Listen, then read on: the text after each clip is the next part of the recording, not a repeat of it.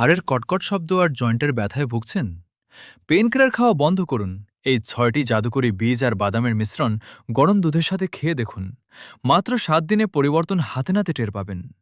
এটিই আপনার ক্যালসিয়ামের মেগা সোর্স এবং হাড়ের ক্ষয়রোধ করে, জয়েন্টের তরল বা গ্রিজ বজায় রাখে, ক্রনিক ইনফ্লামেশন বা বাতের ব্যথা দূর করে, কার্টিলেজ বা তরুণাস্থি রক্ষা করতে সাহায্য করে।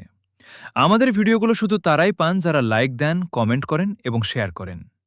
প্রথমে একটি পাত্রে তিসি নিন, চিয়া সিড নিন, কুমড়ার বীজ নিন, সূর্যমুখী বীজ, কাঠবাদাম, সাদা তিল।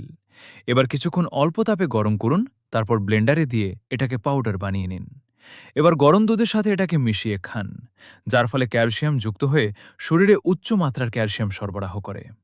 ক্যালসিয়াম খুব দ্রুত এবং কার্যকরীভাবে হাড় ও দাঁতে শোষিত হয়, ফলে রক্তে ক্যালসিয়ামের অপচয় হয় না।